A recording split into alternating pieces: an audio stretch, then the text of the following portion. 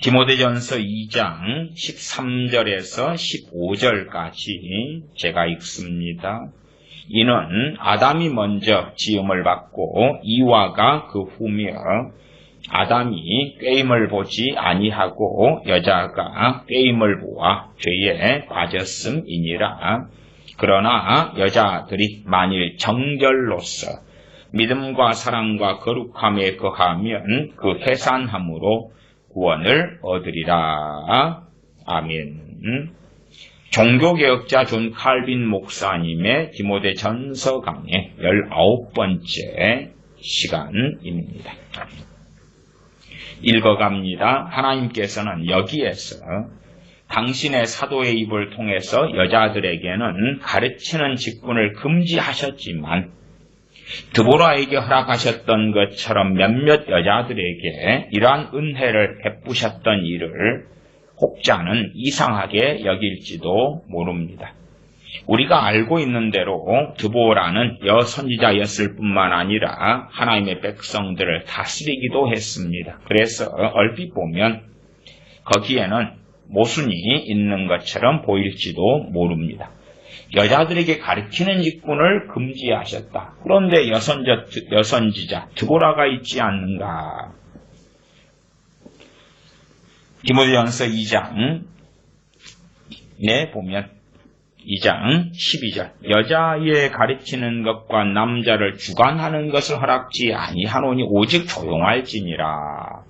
이 말씀이 있는데 왜 여자들이 하나님께서 때때로 세우셨는가?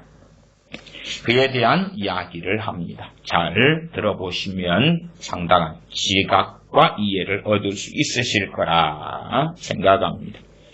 그래서 얼핏 보면 거기에는 모순이 있는 것처럼 보일지 모릅니다. 그러나 우리는 하나님께서 다스리는 직분을 가진 남자들에게 바라시는 일반적인 규율과 예외적인 방법으로 된 비정상적인 규율을 구별할 줄 알아야 됩니다. 보편적인 하나님의 말씀은 다 해당된다. 여자들에게 가르치는 것, 남자를 다스리는 것은 하나님께서 금하셨는데 그건 일반적인 규칙이고 예외가 있다. 그러면 예외가 있다. 당연하게 남자들이 구실을 하지 못하면 하나님께서 여자를 세우실 수밖에 없는 거죠. 그래서 여자가 세워졌다. 그 말은 정말 제대로 된 남자가 없는 국가, 없는 가정, 없는 나라가 되는 참담함 속에 들어갔다 하는 것을 보여주는 그러한 사례가 되고야 말 것입니다.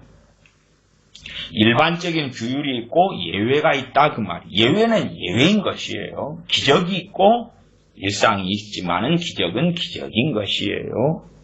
물론 하나님께서는 우리의 순종을 위해서 법률을 수시로 혹은 이상하고 기이한 방법으로 역사하시지는 않으시지만 철저하게 하나님 당신의 자유로운 뜻 가운데서 행하십니다.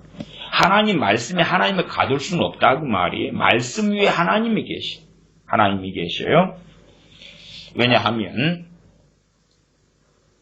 모든 법률은 하나님의 뜻에서 비롯되었으며 우리는 하나님을 어떤 법률에도 종속시켜서는 안 되기 때문입니다.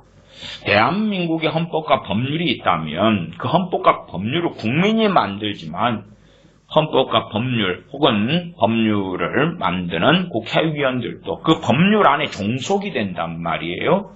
그러나 하나님께서는 하나님의 말씀에 종속되지 않으십니다. 말씀 위에 계시다 그 말이에요. 하지만 절대적인 하나님의 이 권세에는 규율이 없는 것처럼 말하는 것은 하나님을 모독하는 것입니다. 그렇다 해서 하나님께서 말씀하시는 것 외에 하나님께서 그냥 종잡으실 수 없이 마음대로 행하시는 그런 건 아니다. 왜? 하나님의 말씀은 하나님의 성품에서 나왔기 때문에. 그러나 하나님의 행하심을 단지 하나님의 말씀에 하나님을 가두어서 생각하는 어리석음은 없어야 한다. 여자들이 가르치는 것, 다스리는 것을 하나님이 금하신 것은 일반적인 말씀입니다. 일반적인 말씀입니다. 하나님은 당신에게 가장 좋아 보이시는 대로 행하십니다.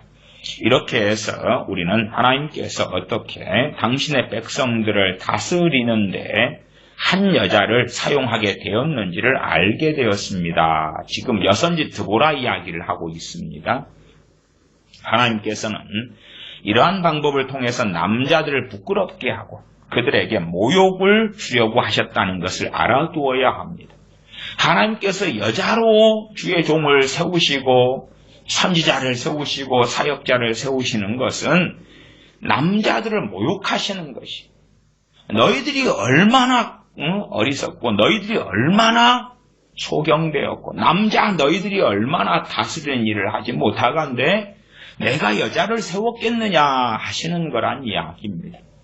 세상 정부에서도 여자분이 대통령이 되거나 총리가 되거나 또한 영국의 엘리자베스 여왕처럼 여왕이 되는 경우들이 있죠. 그것은 하나님께서 남자들을 책망하시고 모욕하시는 것입니다.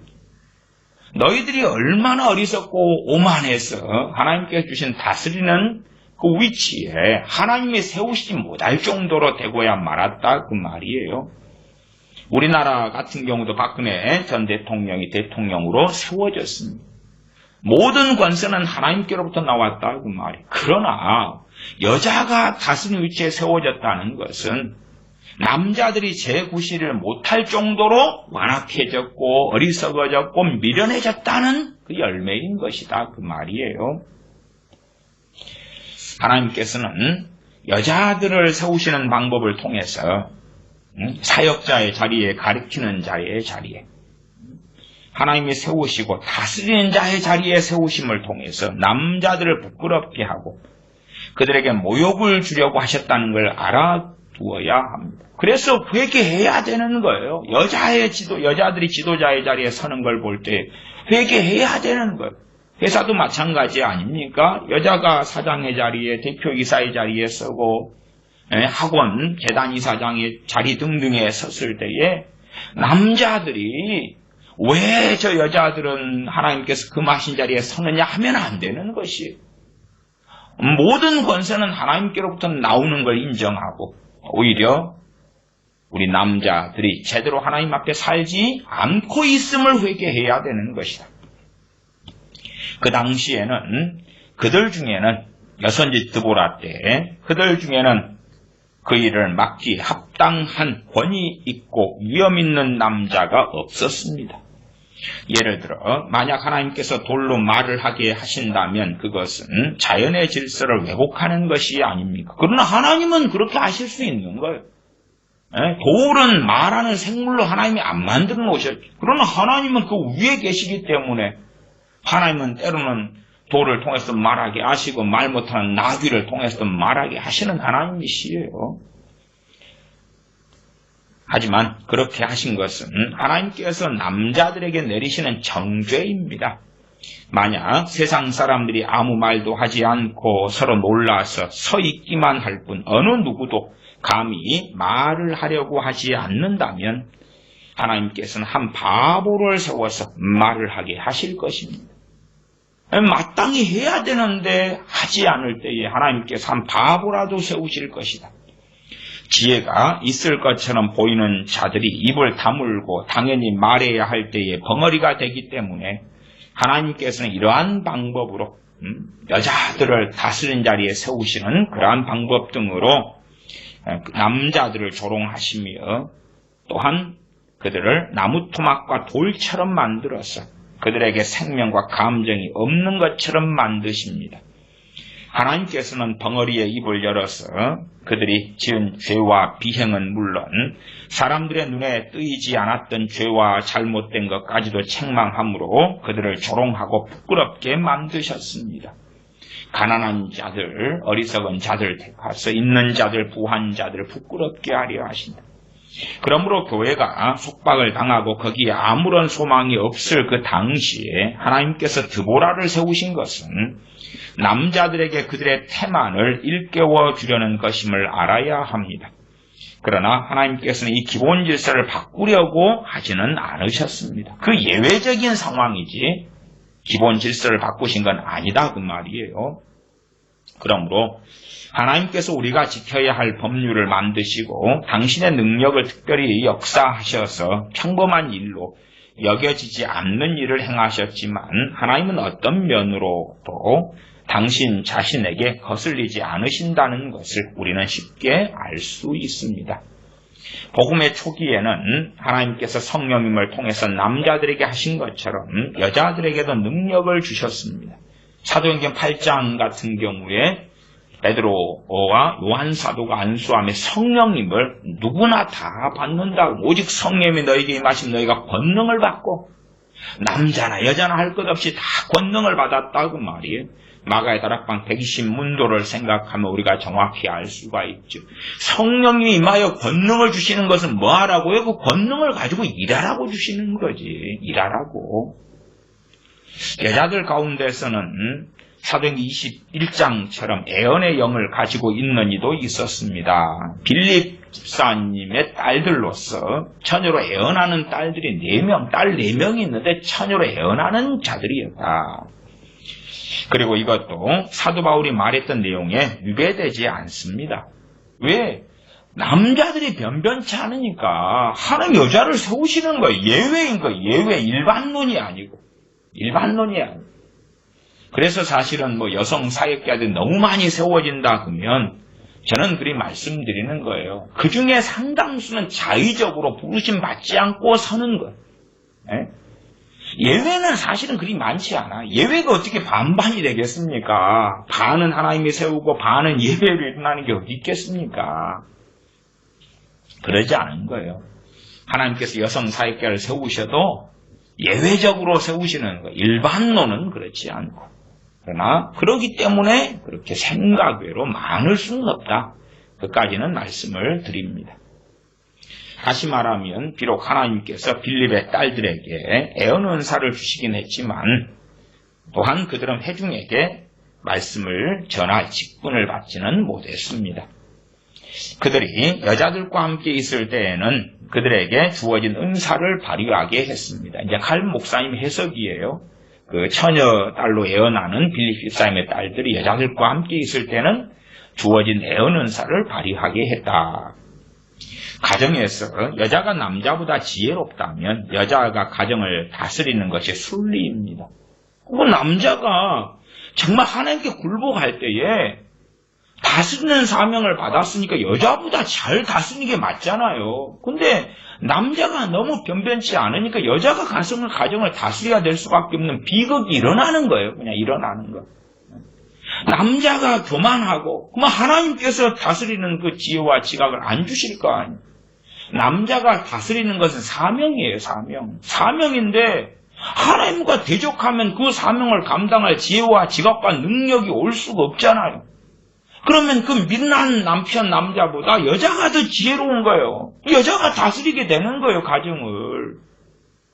너가 왜 다스리냐 그럴 문제가 아니라 남자는 그걸 가지고 회개하며 애통하며 겸비케 돼야 되는 거예요. 여자는 다스리지 못하는데 왜 다스려? 하나님이 그렇게 가정 안에서 세워버리시는 일들이 있단 말이에요. 가정 안에서도 예외적인 일들이에요. 예외적인 일들. 단지 목회나 사역만이 아닙니다. 가정에서 여자가 남자보다 지혜롭다면 여자가 가정을 다스리는 것이 순리입니다. 그 순리다 그러잖아요. 칼빈 목사님도. 우리가 알고 있는 대로 만일 아비가일의 지혜가 없었다면 나발의 가정은 완전히 멸절되었을 것입니다.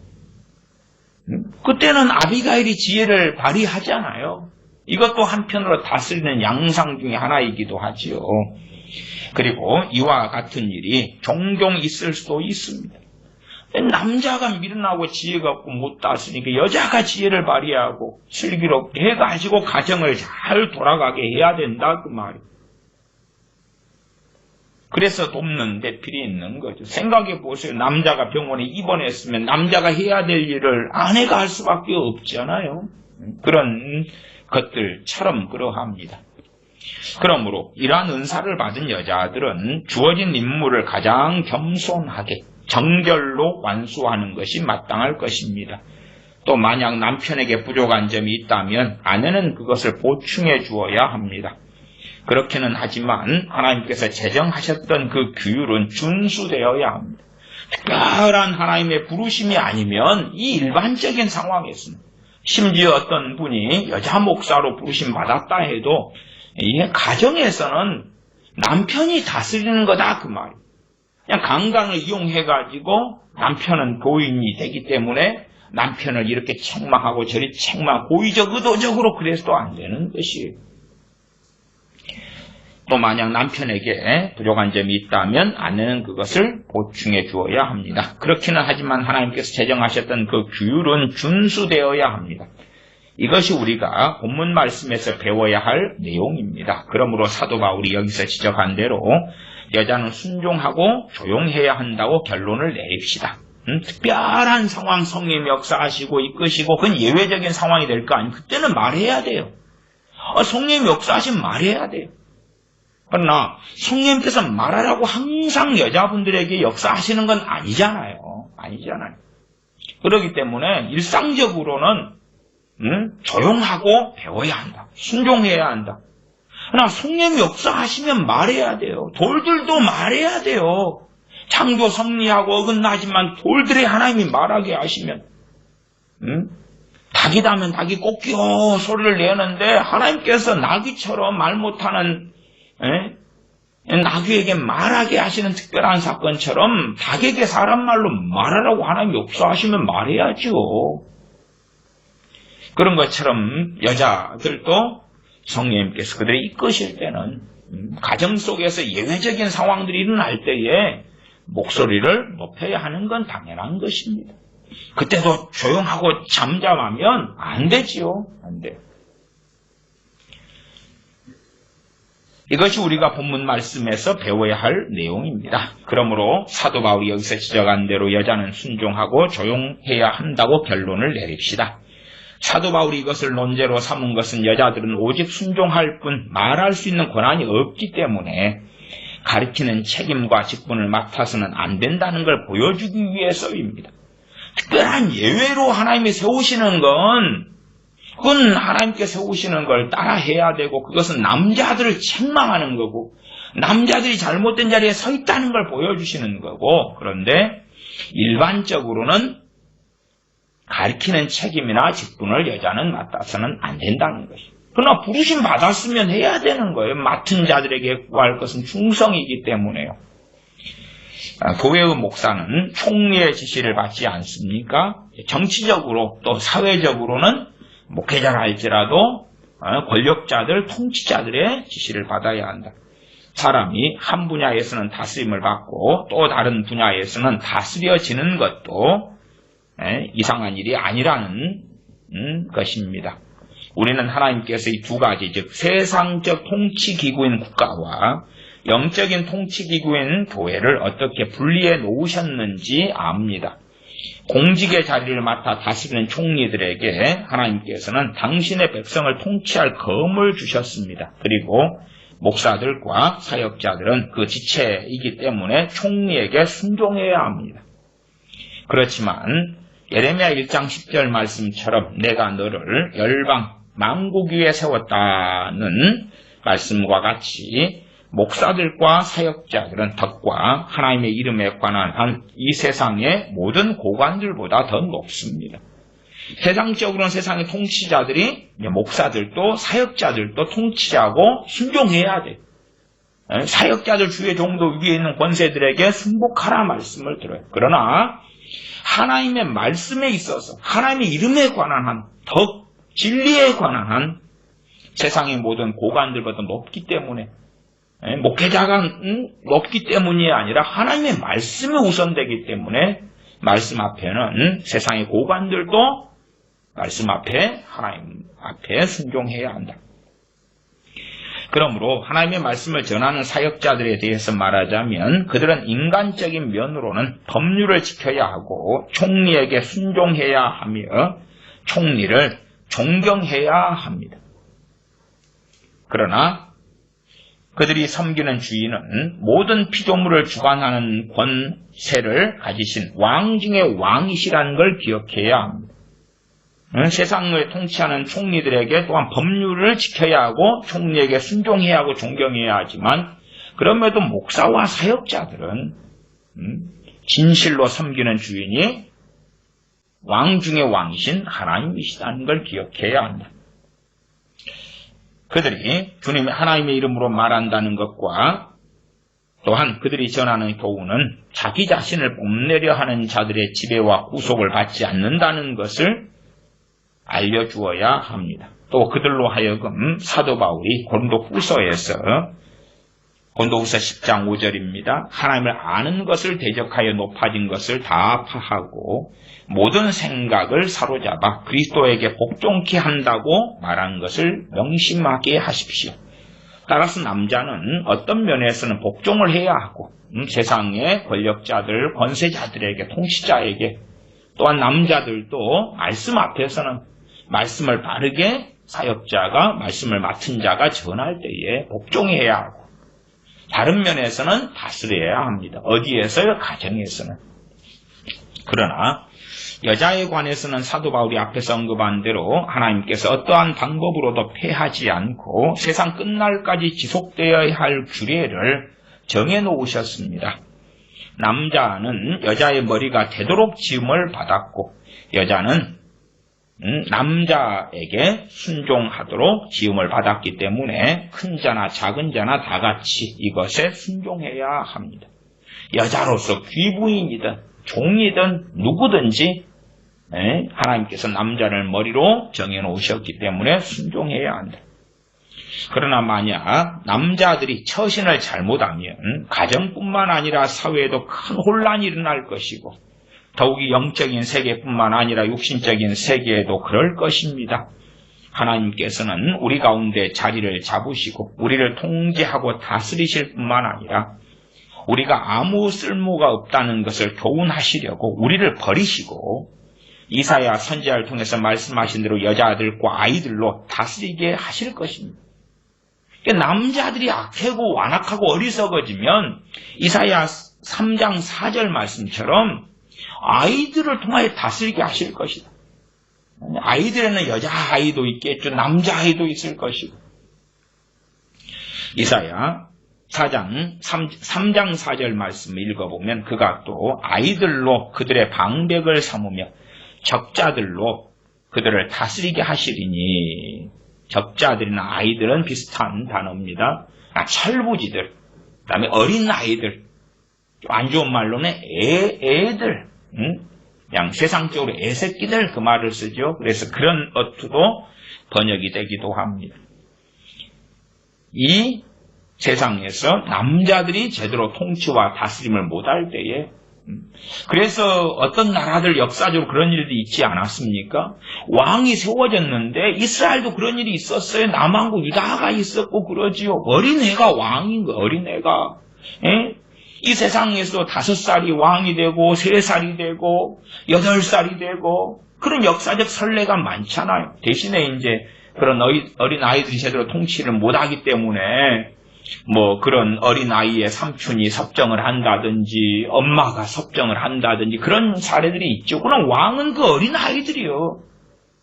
그런 어린 아이의 왕이나 통치자가 나온다는 것은 그 사회가 너무나 어리석어지고 미련해지기 때문에 하나님의 징계 중에 징계다 그 말이에요. 마찬가지로 여자들이 지도자가 된다는 것. 그렇게 하나님이 모든 권세는 하나님께로부터 나지 않음이 없기 때문에 그렇게 세워진다는 것은 그 사회나 민족이나 국가에 대한 하나님의 심각한 책망이다는 것을 우리는 기억해야 한다. 그래서 이사야 선지자를 통해서 말씀하신 대로 여자들과 아이들로 다스리게 하실 것입니다. 남자들이 아무 쓸모가 없다. 잘못됐다. 이것을 보여주시고 그래서 남자들 버려버리시고 그렇게 하신다. 하나님은 그러한 일들을 통해서 우선권을 박탈하려고 하신다는 것. 남자들이 다스리는 게 일반적인 하나님이 세우신 법인데 남자들을 못 다스리게 막아버리는 거예요. 거기에는 파멸과 좌절만 있을 것이라는 걸 보여주십니다. 하나님께서는 우리를 부끄럽게 만드는 벌을 주시는 것이 당연하다는 것을 알아두십시다. 그러므로 모든 사람들로 하여금 조심하게 하고 깨어있게 합시다. 그리고 사도 바울이 여기서 우리에게 가르쳐준 대로 하나님의 법령에 항거하지 맙시다. 전에 이제 존 칼빈 목사님의 때에 존 칼빈 목사 제자 중에 한 명이 존 낙스, 스코틀랜드의 종교개혁을 일으켰던 존 낙스입니다. 존 낙스가 칼빈 목사님 아래에서 또한 배우고 스코틀랜드에 돌아가서 종교개혁을 일으켰습니다. 근데 존 낙스 이분이 영국에 책을 비밀리에 낸 것이 있어요. 그것은 영국의 여자 여왕에 대하여 여자는 절대 다스리는 자리에 설 수 없다. 그렇기 때문에 말씀에 근거해서 여자는 남자를 다스릴 수 없다는 게 근거해서 당신의 통치권이 잘못됐다. 하나님이 세운 적이 없다. 영국 여왕 당신아. 그렇게 책을 냈어요. 나중에 그것이 존 낙스가 쓴 책인 게 발견되고 그에 따라서 존 낙스의 영적 스승인 칼빈에게 영국 여왕이 물었어요. 정말로 내가 하나님이 세운 여왕이 통치자가 될 수 없느냐? 내가 불법이냐? 그럴 때 존 칼빈 목사님은 이야기했어요. 합법이다. 왜? 남자가 너무 변변치 않으니까 당신을 세우신 것 아니냐? 그런 이야기에 좀 자세하게 풀어진 그런 말씀이 되기도 합니다. 정말 남자가 변변치 않으면 여자가 움직이지 않으면 어떻게 하겠어요? 그래서 예를 들어 그렇게 생각해 보십시다. 여자가 막 다스리는 일을 해요. 나는 남편이에요. 구실을 못해. 네가 왜 그러냐 문제가 아니라 정말 통회하며 회개해야 될 것이 남자다. 다스리는 부르심을 받았으면 다스리는 내게 가정의 머리고 여자의 머리인데 지혜와 지각과 다스리는 능력을 주셔야 될 건데 그것이 없다면 그러면 회개할 것밖에는 없다 하는 것이에요. 하나님께서 우리는 남자들을 이야기합니다. 부끄럽게 만드는 벌을 주시는 것이 당연하다는 것을 알아두십시다. 그러므로 모든 사람으로 하여금 조심하게 하고 깨어있게 합시다. 그리고 사도 바울이 여기서 우리에게 가르쳐준 대로 하나님의 법령에 항거하지 맙시다. 하나님의 법령이 뭐예요? 남자들은 다스리고 여자들은 다스림을 받는 것이고 여자들은 조용히 배우는 것이고 여자들은 가르치는 것을 하지 않는 것이고 특별한 하나님의 부르심이 있으면 해야 돼요. 그건. 그래서 여선지 드보라를 세우신 거고 때로는 선지자 미리암을 세우시는 거고 때로는 안나 선지자 같은 분을 세우시는 거고 때로는 다른 주의 종들을 세우시는 거였다 그 말이에요. 여자분들을 말이지요. 이제 사도 바울은 다음으로 말하기를 여자는 해산함으로 구원을 얻으며 정결로서 믿음과 사랑과 거룩함에 거한다고 하였습니다. 디모데전서 2장 15절이지요. 그러나 여자들이 만일 정결로서 믿음과 사랑과 거룩함에 거하면 그 해산함으로 구원을 얻으리라. 해산함으로 그 말은 아이를 낳는 것을 이야기하죠. 아이를 낳는 것과 구원을 받는 것을 사도 바울은 직결시키고 있어요. 연결시키는 거예요. 왜? 여자의 사명이니까. 그러니까 하나님 일을 하는데 예배당에 가서 청소하고 뭐하고만 가르친다면 그건 잘못된 사람. 여자의 사명이 거룩한 일이고 하나님께 드리는 산제사예요. 뭐 하는 것이요? 해산하는 것. 해산하는 건 대표성입니다. 자녀를 낳고 양육하고 집안 살림을 하는 게 하나님의 사명이라고 사명. 여자는 남자는 돈을 벌어서 또한 가정을 다스리고 가족을 부양하는 게 사명이라고 사명. 그것이 하나님께 드리는 산제사다. 그런 이야기 뒤에 나옵니다. 읽어갑니다. 사도 바울은 앞에서 온 인류에게 유전되어 전해지는 원죄의 시조가 하와 이와라고 말했습니다. 우리는 하나님의 저주를 받아 분노의 자녀가 되었고 마귀가 우리를 주관하게 하여 영원한 죽음의 노예가 되었고 우리의 속성에는 부패만 남게 되었습니다. 부패만 남았다. 전적 타락입니다. 그럼에도 하나님의 형상의 일부분을 남겨두셨다. 이거 이중적인 면이 있다는 걸 기억하셔야 됩니다. 간단히 말하면 우리는 죄에 갇혀 꼼짝 못하게 되었습니다. 이러한 죄의 원흉이 누구입니까? 하와 곧 여자들입니다. 대표성이니까. 사도 바울은 만약 여자들이 자기 자랑을 하고 뽐내려고 하면 우리를 파멸시킨 원인이 되고 우리로 하여금 하나님의 저주를 받게 만들었고 우리로 사단의 지배를 받게 만든 하와의 이와의 교훈을 삼아 여자들의 자만심을 보기 좋게 정죄했습니다. 그러므로 여자들로 하여금 그들의 콧대를 더 이상 높이지 못하게 하십시오. 여자들의 교만한 행동이 완전히 여기에서 무너집니다. 왜 여자들이 다스리지 못하냐? 왜 여자들은 조용히 배워야 하냐? 첫째는 하나님께서 남자에게서 여자를 낳게 하셨다. 두 번째는 하와가 이와가 죄를 먼저 지었다. 그래서 여자들의 교만이 여기에서 무너져 내리는 자리다. 그러나 마치 하나님께서 여자들을 구원해서 완전히 배제하시고 하나님을 믿기에 전혀 합당치 않은 존재로 만드신 것처럼 생각하고 실망할 필요는 전혀 없습니다. 왜? 해산함으로 여자들은 구원을 얻으리라. 그러한 디모데전서 2장 15절의 말씀을 우리는 봅니다. 악한 짓은 이와에게 비롯되었음에도 불구하고 하나님께서 여자들을 소망이 전혀 없는 이들로 배제하지 않으실 것이라고 말씀합니다. 사도 바울이 여기서 해산이라는 말을 사용합니다. 그 말에는 해산의 고통을 받게 되는 여자의 저주에 대하여 말한 내용도 함축되어 있습니다. 해산함으로, 해산은 아이를 낳는 걸 이야기합니다. 이 해산함으로를 어떤 목회자들은 알레고리나 풍류로 쓰는데 그건 잘못된 것입니다. 직접 아이를 낳는 것을 정확하게 이야기하는 것입니다.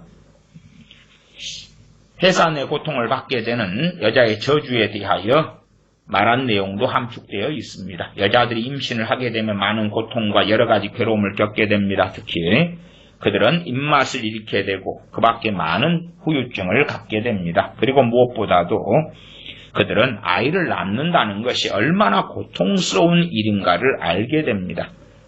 아이들을 양육함에 있어 자리에 앉을 시간도 없기도 합니다. 또한 하나님의 저주가 얼마나 무서운가 아이를 낳아 키우면서 알게 되는 것입니다. 여자들은 밤낮으로 돌보는 수고를 해야 하고 아이를 양육하기 위해서 그들이 먹은 음식을 젖으로 바꾸어야 합니다. 젖을 먹이는 여자들은 그렇게 합니다. 사도 바울은 여기서 귀부인을 그가 말하는 여자에게서 제외시키고 자기에게 주어진 책임을 다하는 성실한 여자들에 대해서만 말하고 있습니다. 귀부인들은 유모를 들여가지고 자기가 해야 될 수고를 유모한테 넘기잖아요. 그런 여자들이 해당이 안 된다. 자기가 직접 자기 아이를 키우고 입히고 수고하는 여자들에 대한 이야기다. 여자들이 어머니가 되면 하나님께서 무엇에 순종하게끔 하셨는지 알게 되고 또한 달게 받아들이게 됩니다. 만약 여자들이 하나님의 명령에 기쁘고 즐거운 마음으로 순종한다면 그들의 순종은 하나님이 연락하시는 산제사가 되어 여자들에게 내려졌던 저주는 하나님께서 당신의 호의와 사랑으로 여자들을 받아들이심으로 완전히 제거될 것입니다.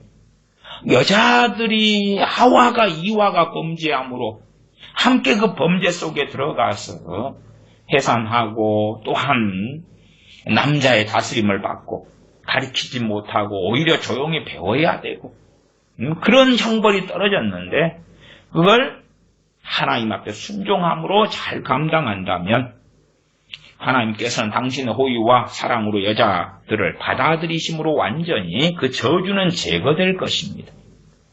그러나 반대도 있지요. 마지못해 애를 낳고 키우면서 언제까지 여기에 매여야 되느냐 그러면 저주는 제거되지 않고 오히려 더 강해진다는 것은 우리가 상식적으로 이해하셔야 됩니다.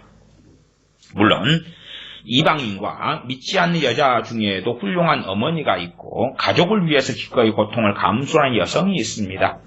그러나 사도 바울은 하나님을 경외하지 않으며 신앙이 없는 여자에게 똑같이 적용하는 것을 충분하지 않기 때문에 말하자면 해산함으로 구원을 받으리라 그랬으면 안 믿는 여자들 가운데서 아니 자녀를 낳고 키우는 좋은 선한 여자들이 있지 않느냐? 그들도 구원받느냐? 아니다. 왜? 말씀이 그래서 무엇이 먼저 있습니까? 2장 15절에 그러나 여자들이 만약 정결로서 믿음과 사랑과 거룩함에 거하면 그 전제는 뭐냐 그러면 정결로서 믿음과 사랑과 거룩함에 거하면 그 해산함으로 그러니까 단지 가정생활을 잘하고 아이를 잘 돌보고 수고하고 애쓰고 그런 선한 여자로 구원받을 수는 없다.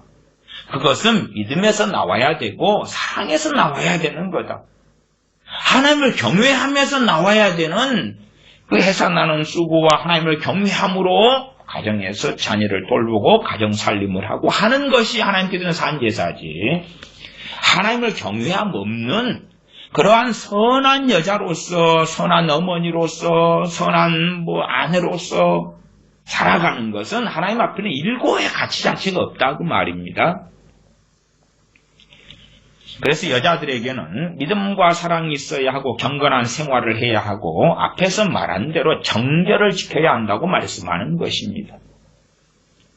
하나님께서는 우리의 면전에 우리의 죄를 제시하신 것은 우리를 부끄럽게 만들려고 하는 것이 아니고 오로지 우리를 겸손하게 만들기 위해서였습니다.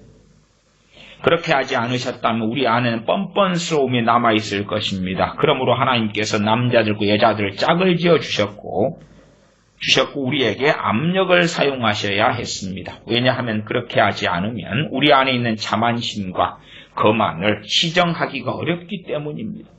여자들이라면 짝을 지어준 다음에 이제 남자 여자가 있다면 그 가정의 책임을 남자가 져야 되고 다스려야 되고 땀을 흘리고 노동해야 되고 여자는 남편에게 복종해야 되고 순종해야 되고 배워야 되고 또한 자녀를 낳아야 되고 그러니 괴롭지요. 사랑도 있고 행복도 있지만 괴로움도 있는 거예요. 그것을 통해서 남자 여자 안에 있는 자만심과 거만을 고치시려고 하신다 하는 것입니다. 사도 바울은 여기에서 여자들의 죄로 인한 정죄 안에도 구원의 은혜가 펼쳐져 있다는 위로의 말씀을 합니다. 여자들이 받는 벌 가운데서 하나님의 선하심과 하나님의 은혜를 보고서 그들이 지은 죄를 후회하게 되면 그 소망은 더욱 클 것입니다.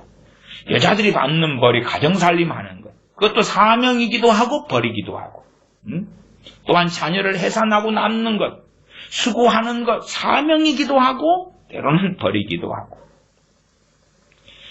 왜 여자들이 해산할 때 많은 고통을 당합니까? 왜 아이를 양육하는 것이 그들에게 그렇게도 힘든 일이 되었습니까? 이 모든 것은 하나님의 저주에서 비롯되었습니다. 그래서 사도 바울은 여자들이 받는 이러한 응징 속에서 하나님의 은혜를 느끼게 하기 위해서 한편으로 그들에게 한 가지 표본을 제시합니다. 만약 그들이 조용히 참고 하나님께서 그들을 구원하기 위해서 내리시는 이 징벌에 순종한다면 산고를 감수하고 아이를 양육하는 수고를 감당한다면 이것을 하나님께서 즐겨 받으시고 무엇보다도 크게 기뻐하시는 산제사가 될 것입니다.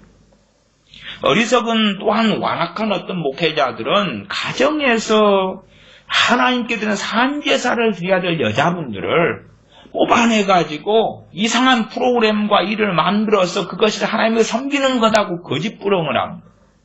물론 교회 청소도 필요하고 모임도 필요하지요. 그러나 양심적인 목회자라면 하나님께서 남자 여자에게 주신 남편 아내에게 주신 이 가장 중요한 사명들에 대해서 이야기를 해야 될 것이다 그 말이에요. 그러면 하나님께서는 이와가 범한 죄로 인해서 더 이상 노여워하지 않으시고 계속해서 그들의 아버지로 남아 계심으로 여자들에게 아버지의 사랑을 증거하실 것입니다. 이러한 사실에서 여자들은 만족하고 자신들이 행복하다고 느껴야 합니다. 그러므로 사도 바울이 여기서 여자들이 아이를 출산할 때 겪는 산고를 해산을 강조한 데에는 이유가 있다는 것을 잘 알아두십시다. 그리고 여자들의 나머지 임무는 살림을 책임지는 것입니다. 살림살이지요. 그러나 하나님을 조롱하고 비웃는 자들은 사도 바울이 여기서 여자들의 구원에 대해서 언급하는 것을 무시하고 비웃을 것입니다. 특별히 이 사람들 남자들이다. 남자들이 너가 집안에서 하는 게 뭐가 있어? 하는 게 뭐가 있어? 그러나 여자들은 해산함으로 구원을 얻을 것이다. 여자들이 하는 일에 대하여 너가 하는 일이 뭐가 있어? 그런 남자들은요, 하나님의 심각한 재앙에 직면하게 되는 거예요. 왜? 하나님을 비웃는 것입니까? 여자들에게 그 사명을 가정 살림하고 자녀를 키우고 돌보고 낳고 하는 사명을 주신 하나님을 비웃는 것이니까 여자들 자기 아내가 집안 일을 하는 것에 대하여 별거 없다고 비웃는 남자들은 하나님하고 등을 지는 거예요. 등을 지면 무슨 끔찍한 일이 벌어집니까? 영적으로 바로 설 수가 없는 거예요. 에? 하나님의 은혜를 거두시고 기도가 막히고 미혹되는 건 다반사로 벌어지죠. 하나님이 정해놓으신 일을 여자가 하는데 비웃는다는 것은 하나님을 조롱하는 것이기 때문에 나는 목사인데 선교사인데 다 필요 없어요. 필요 없어. 네? 그런 사람들도 하나님의 진노에 들어가게 되는 것이에요. 그래서 이러한 중요한 부분을 사실은 제대로 알지 못하기 때문에 남자들이 받는 저주와 재앙이 많은 거예요. 많은 거예요. 아내들이 하는 일에 대하여 존중하고 하나님께서는 산제사를 하는 건데 그걸 비웃으면 어찌 되는 거예요? 마치 다윗이 언약궤를 들여가면서 하나님 앞에 춤을 출 때에 그의 아내가 비웃었잖아요. 그러니까 아이를 못 낳는 하나님의 징벌 속에 들어가는 거예요. 그런 것처럼 하나님께서 여자들에게 사명을 주셨는데 그것을 별 볼 일 없는 일이라고 비웃는다면 그런 남자들이 어떻게 하나님의 징벌을 피하겠는가? 그 말. 징벌이 먼저 내려지면 기도와 말씀의 은혜를 거두셔요. 기쁨을 거두셔요. 하나님 주신 평안을 거두셔요. 당연히 성령 충만은 누릴 수 없겠지요. 끔찍한 죄를 지으면서 남자 입장에서는 내가 돈 벌어 오잖아. 너는 집구석에 사는 게 뭐야? 그리 되면 남자들은 저주를 안 받을 수는 없는 거예요. 안 받을 수는 없는 거예요. 그런 남자들이 가는 길은 참 영적으로는 비극적일 수밖에 없다. 다시 읽어드립니다. 하나님을 조롱하고 비웃는 자들은 사도 바울이 여기서 여자들의 구원에 대해 언급하는 것을 무시하고 비웃을 것입니다. 그들은 만약 여자들이 아이를 잉태하여 그 괴로움과 해산의 수고, 고통을 참고 아이를 출산하게 되면 하나님의 은혜를 받아 구원에 이르게 된다고 한 사도 바울의 말을 이상하게 여길 것입니다. 구원이라는 것은 가장 영광 중에 영광 아닙니까? 근데 누구나 하는 애 낳는 것 가지고 저 애 키우는 수고 가지고 구원을 받아? 말이 되는 소리 해야지. 그러나 더없이 훌륭한 재판장이신 성령님께서 그러한 판결을 내리셨으니 우리에게는 그것으로 충분합니다. 말씀이 그렇게 되어 있는데 아멘 해야지. 아멘 해야지. 그러므로 우리는 그것을 이상하게 여기지 맙시다. 왜냐하면 비록 사람들은 자기 생각에 따라서 선과 악을 판단하지만 우리의 행함을 평가하시고 그 가치를 판정하셔야 하는 분은 하나님 한 분이시기 때문입니다. 우리는 순종이 제사보다 낫다는 사무엘상 15장 22절의 말씀의 가르침에 사로잡혀야 합니다. 더욱이 그렇게 하는 것은 하나님을 깔보는 불경한 자들의 조롱과 멸시를 격퇴할 뿐만 아니라 알지도 못하는 허황된 상상을 날조해서 결혼을 거부하는 위선자들의 자만을 때려눕히기 위해서입니다. 천주교 신자들 사이에서는 가정을 갖는 것이 세상적이며 오염된 것을 여기는 사람이 있습니다. 그래서 결혼을 한 사람은 세상에 속하고 수녀나 수도사처럼 결혼을 하지 않는 사람은 교회에 속했고 영적이라고 거짓말을 합니다. 또한 그들은 이런 말을 해서 결혼을 불경스럽고 불결한 것으로 만듭니다. 만약 한 여자가 가정을 이루어서 자녀들을 닦아주고 그들의 머리를 빗겨주고 그들에게 옷을 입히는 일에 열심을 다한다면, 젖을 먹는 아이가 있다면 그들에게 젖을 먹이기 위해서 밤낮으로 깨어있고 추위와 더위를 참는다면, 또한 하나님이 주신 선하신 임무며 하나님께서 이것을 허락하신다는 걸 알고 이 모든 것을 기꺼이 감당한다면 이것은 하나님께 향기로운 제사가 됩니다. 다시 읽어드리겠습니다. 312페이지 첫째 문단입니다. 만약 한 여자가 가정을 이루어서 자녀들을 닦아주고 그들의 머리를 빗겨주고 그들에게 옷을 입히는 일에 열심을 다한다면, 젖을 먹이는 아이가 있다면 그들에게 젖을 먹이기 위해서 밤낮으로 깨어있고 추위와 더위를 참는다면, 또한 하나님이 주신 선하신 임무며, 왜 그렇게 자녀 아이를 키우고 돌보는 것이 하나님이 주신 선하신 임무다. 하나님께서 이것을 허락하신다는 걸 알고 이 모든 것을 기꺼이 감당한다면 이것은 하나님께 향기로운 제사가 됩니다. 여자들이 어떤 상급을 받습니까? 자녀를 해산하고 양육함으로 상을 받아요. 상을 받아 칭찬을 받아요. 그러나 이것을 기피하고 피하는 사람들, 또한 싫은데 마지못해 한다면 그건 산제사는 안 될 것입니다. 다시 말하면 여자가 살림을 하는데 많은 수고를 하고 자녀에게 깨끗한 옷을 입히는 일이 많은 사람에게는 벼룩을 잡는 일과 같이 하기 싫고 중요하게 여겨지지 않고 그냥 깨끗한 옷을 입히고 빨래하고 표시가 별로 안 난단 말이?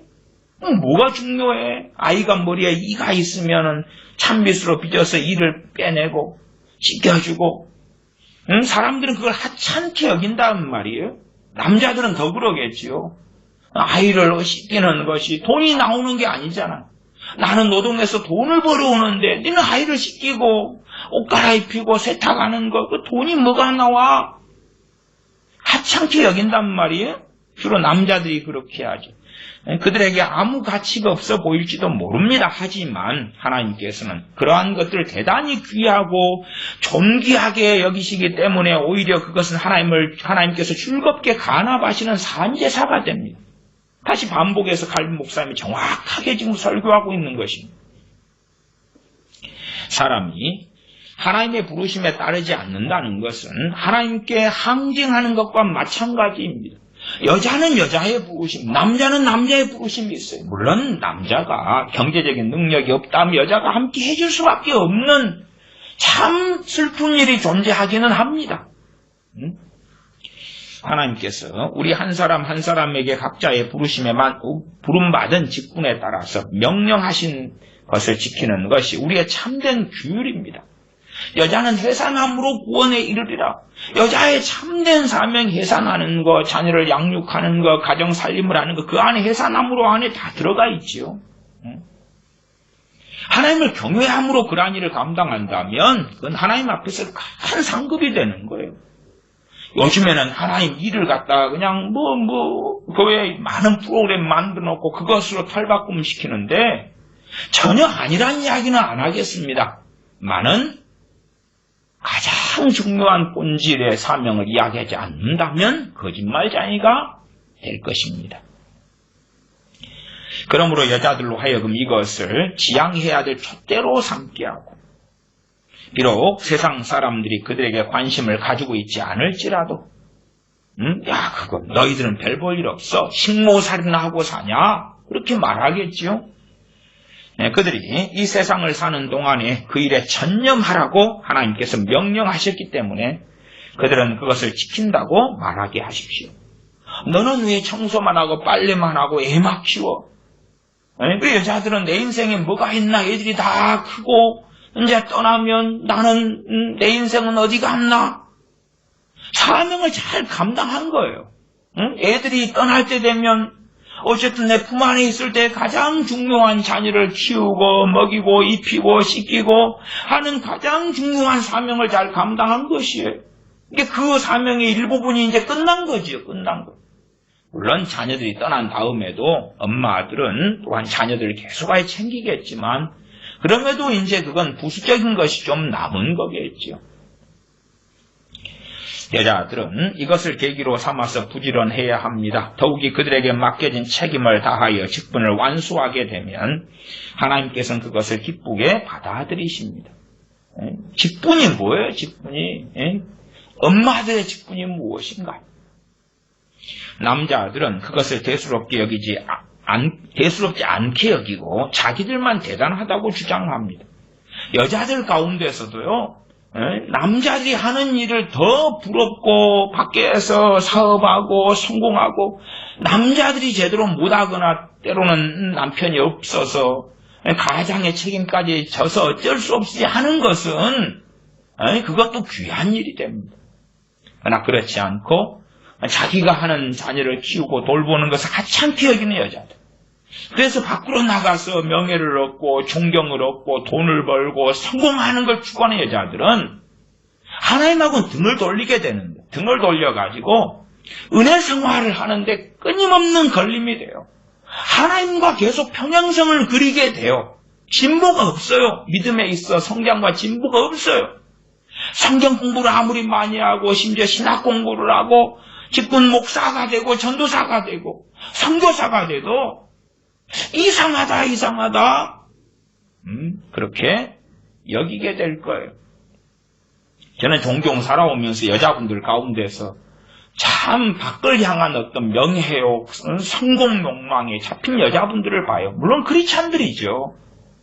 그런 분들은 그걸 내려놓고 하나님 앞에 순복하지 않는 한, 여자의 부르심에 하나님 앞에 순복하지 않는 한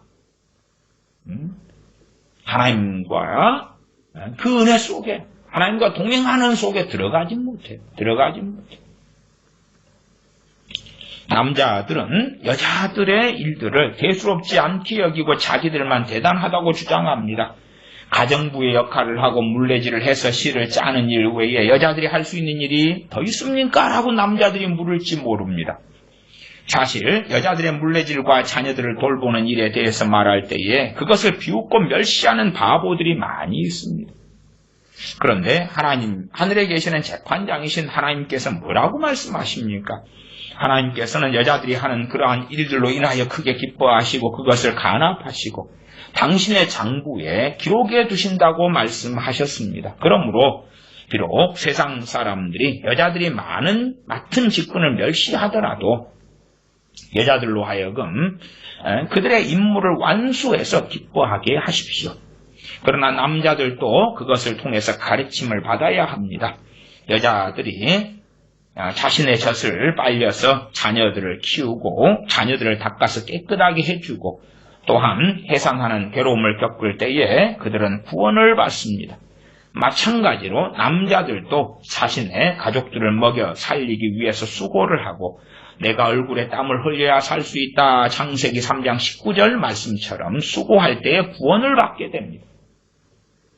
지금 이 여자들이 해산함으로 구원, 남자들은 땀을 흘리고 수고함으로 구원, 행위 구원을 이야기하는 게 아니에요. 가장 기본적인 남자와 여자의 사명인데 믿음이 있는 사람은 믿음의 열매가 나타나고 그 열매는 남자는 남자의 사명, 여자는 여자의 사명이 행해져야 되는 거죠. 그렇지 않다면 지상 주님을 부인하는 그런 일이 되고야 말 것입니다. 다시 읽어드리면 구원에 대해 성경 말씀이 그대로 이야기하는 거예요. 그대로 이야기하는 것처럼 칼빈 목사님이 그대로 이야기합니다. 여자들이 자신의 젖을 빨려서 자녀들을 키우고 자녀들을 닦아서 깨끗하게 해주며 또한 해산하는 괴로움을 겪을 때에 그들은 구원을 받습니다. 영혼의 구원입니다. 영혼의 구원이에요. 마찬가지로 남자들도 자신의 가족들을 먹여 살리기 위해서 수고를 하고 내가 얼굴에 땀을 흘려야 살 수 있다 하는 창세기 3장 19절 말씀처럼 수고할 때에 구원을 받게 됩니다. 모든 남자들이 자신의 직업이나 자신의 지위에 고통스럽고 괴로운 일이 있고 혹여 그들의 가정에 어려움이 있으면 그들은 그것을 그들의 아내와 나눕니다. 그리고 하나님께서는 그들을 떨어지지 않도록 단단히 묶어서 부부를 격려해 주시고 도와주십니다. 왜? 그 사명의 길을 순종함으로 감당하려고 할 때 하나님은 외면하시는 분이 아니에요. 하나님은 남자를 도우시고 여자를 도우실 거다 그 말이에요. 그들은 자녀들을 위해서는 늘 깨어있고 그렇게 하기를 참고 흐뭇해합니다. 누가요? 엄마, 아빠, 부부가. 하나님께서는 그들의 수고를 축복해 주시고 이것들은 우리가 앞에서 말한 바와 같이 하나님께 드리는 산제사가 됩니다. 남편이 자기 남편 일에 만족하지를 않고 아내가 아내 일에 만족하지 않고 감사하며 행하지 않고 그럴 때 서로 각자가 맡은 일을 하면서도 하기 싫고 불만족하고 그럴 때는 하나님께 드리는 산제사가 아니잖아요. 하나님 주시는 복을 받을 수가 없는 거예요. 가장 중요한 가르침 중에 하나가 될 것입니다. 만약 이것이 마음속에 잘 새겨졌다면 결혼 생활이 지금보다 훨씬 더 좋아질 것입니다. 하나님을 섬기는 것을 자신의 근본적인 목표로 삼는다는 것이 무엇을 의미하는지 알고 있는 사람은 거의 없습니다.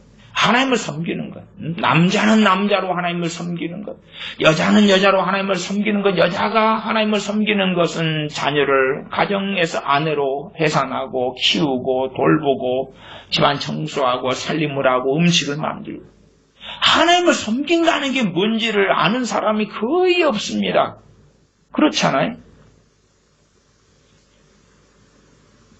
믿는 사람들이 참석한 가운데서 거행되는 결혼식이라 할지라도 그들 대부분이 하나님께서 결혼식에 주례로 참여하고 계시는 것과 하나님의 이름으로 결혼 서약을 한다는 사실을 알고 있습니까? 모릅니다. 그냥 형식적으로 하나님의 이름으로 결혼 서약을 할 뿐이다 그 말.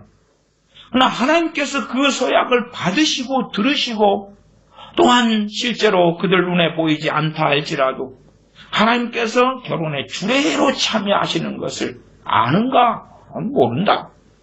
만약 우리가 남편의 임무와 아내의 임무에 대해서 말하면 그들은 짐승들만큼도 이해하지 못합니다.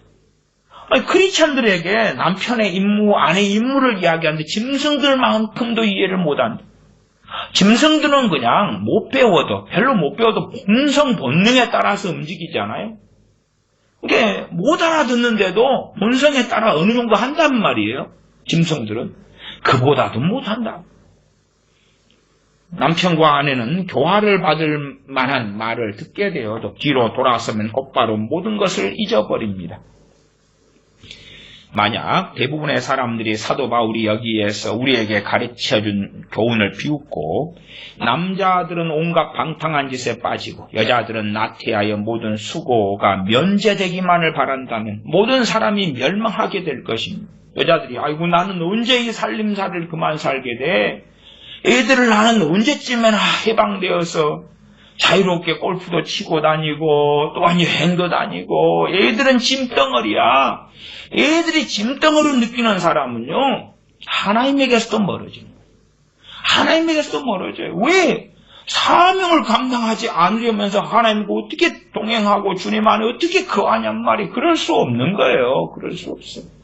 그래서 크리스천들 가운데서도 어떤 예를 들어 여자분이다 그러면 어떤 사람이 주님 안에 주님의 도우심, 보호하심, 피난처 되심과 능력 주심을 누리지 못하느냐? 그러면 자녀를 키우는 데 있어서 불평불만이 많고 언제나 입 밖에 나오는 거지 마음속에 있는 게 언제나 이걸 끝나게 되냐? 언제나 자유케 되냐?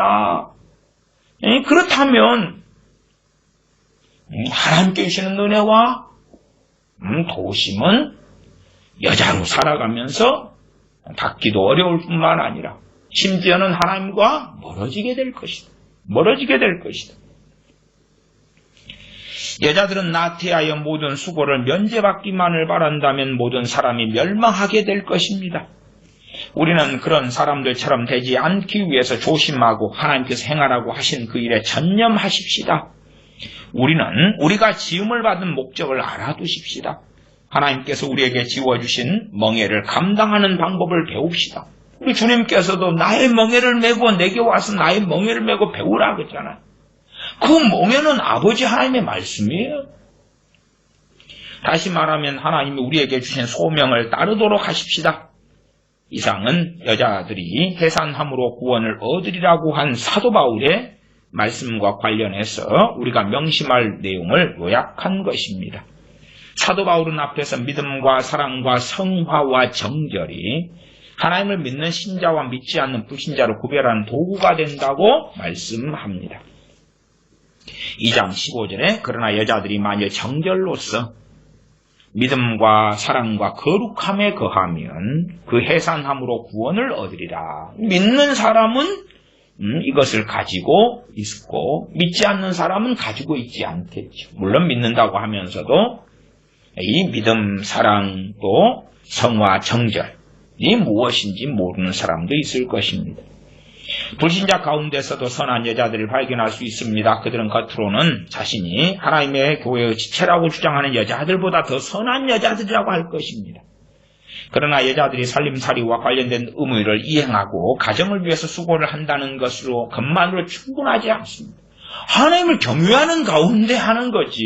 하나님 경외 없이 부지런히 살림 살고 부지런히 애 키운다고 하나님 앞에 칭찬만 쓸 수 없는 거예요. 그건 가치가 없는 거예요. 가치가 없는 것.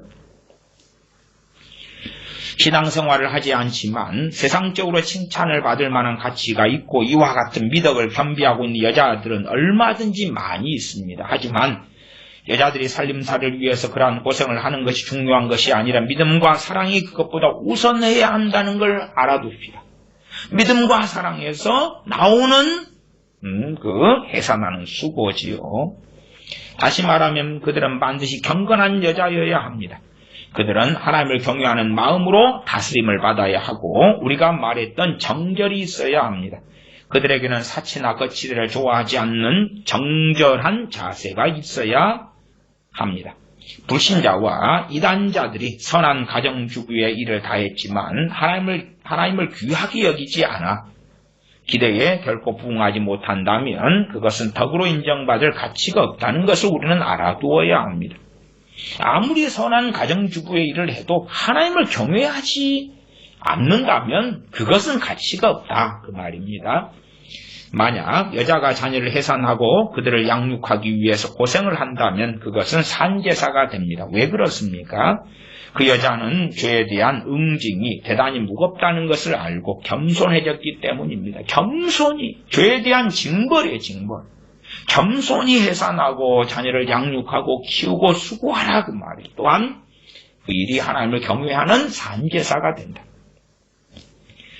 하나님께서 여자들에게 그러한 언도를 내리셨으니 아무도 거기에 반론을 제기하지 않아야 합니다.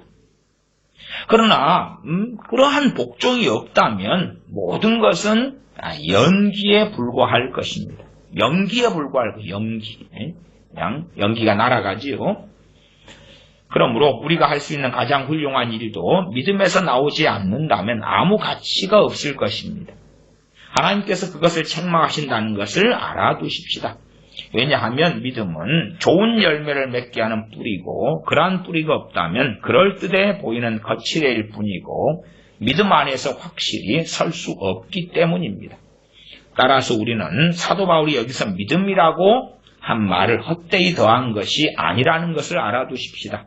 우리가 칭찬하는 것이 무엇이든지 믿음 위에 기초를 두지 않고 믿음에서 비롯되지 않으면 하나님의 칭찬을 받지 못한다는 것을 우리에게 알려주기 위한 것임을 알아야 합니다.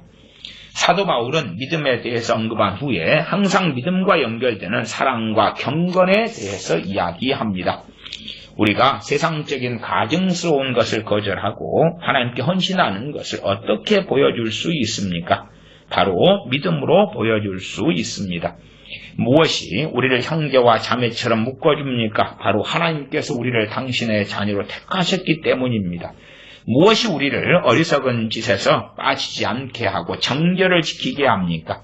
그것은 하나님께서 우리를 하나님 나라의 유업을 받도록 불러주셨기 때문입니다. 또 우리에게 이 세상에 집착하는 자는 참된 생명과 구원이 무엇을 의미하는지를 결코 알지 못한다는 것을 보여주셨기 때문입니다. 사랑과 경건과 정결은 다 믿음에서 나온다는 것을 알아두십시다. 결론적으로 말해서 사도 바울은 여기서 인간의 공로를 주장하려는 것이 아닙니다.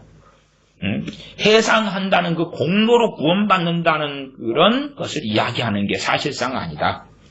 사도 바울이 한 말에는 우리를 구원받게 하는 것은 선행에 오히려 있지 않고 여자들도 그들의 임무에 전념해서 구원받는 것이 아니라는 뜻에 있습니다. 그에 대한 자세한 설명은 하지 않습니다. 많은 그러한 저는 이제 그것을 어떻게 설명하냐 그러면 여자들이 하나님 주신 사명을 감당할 때에 그들의 참된 믿음이라고 판정이 될 것이다.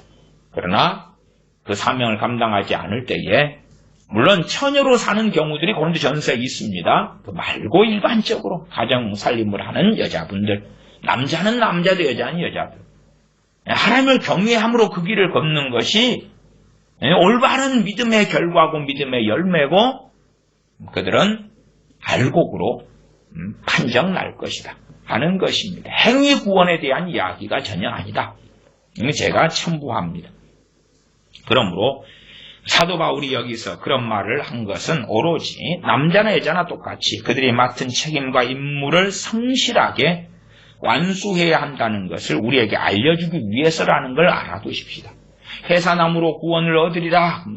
정말로 그 해산하는 것, 가정 살림을 하고 각자 여자가 맡은 사명을 감당하는 것이 얼마나 중요한 일인지를 알려주기 위해서 그렇다.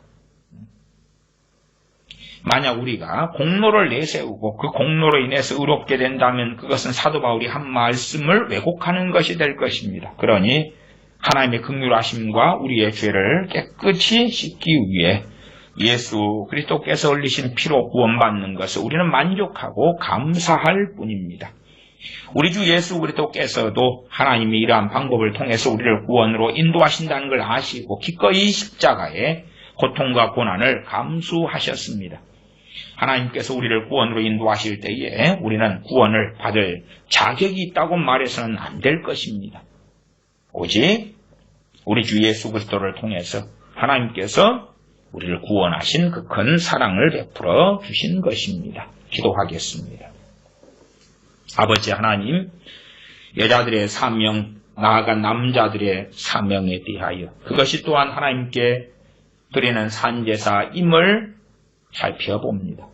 그러므로 남자는 남자대로 여자는 여자대로 겸비하게 자기에게 주어진 임무를 감당하고 하나님을 경외함으로 또한 믿음과 사랑과 정결 가운데서 행함으로 남자는 남자대로 여자는 여자대로 행하는 그 일들이 전능하신 아버지 앞에 섰을 때에 부끄러움 당하지 않는 상급과 영광이 될 것임을 알고 배우게 도와주시옵소서. 하나님께 드리는 산제사가 남자는 남자의 임무가 여자는 여자의 임무가 됨을 알아서 하나님을 경외하는 가운데 산제사를 드리는 우리로 복을 주시옵소서. 우리 주 예수님의 이름으로 기도하옵나이다. 아멘.